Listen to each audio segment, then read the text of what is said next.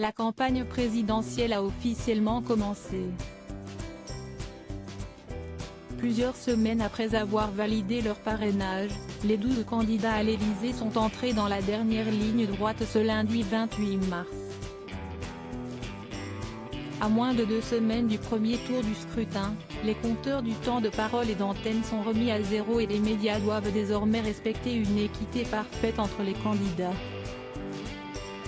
À partir de cette date-là, tous ont également dévoilé leurs spots télévisés officiels, diffusés à la télévision. Le 10 avril prochain, les Français se rendront aux urnes pour choisir les 2 personnalités qui s'affronteront lors du second tour, le 24 avril. Ces candidats auront rendez-vous quelques jours avant pour le traditionnel débat de l'entrée de tour. Comme l'ont rapporté plusieurs médias, dont 20 minutes et Le Parisien, celui-ci sera organisé le 20 avril prochain. Dès 21 h, les téléspectateurs pourront le suivre sur les antennes de France 2 et de TF1. Comme il y a 5 ans, en 2017, les 2 candidats débattront face à face.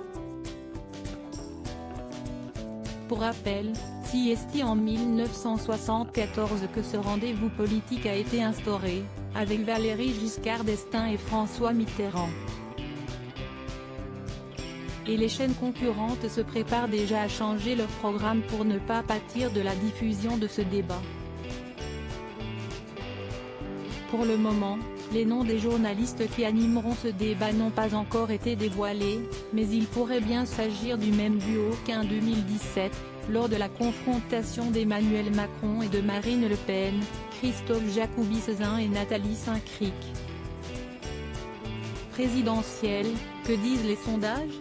À moins que ce ne soit Gilles Boulot et Anne-Sophie Lapix, les 2 présentateurs des 20h TF1 et France 2, qui soient aux manettes de cette confrontation. Pour le moment, les chaînes n'ont pas donné davantage de détails sur ce débat. Reste également à savoir qui des 12 candidats sera présent le 20 avril.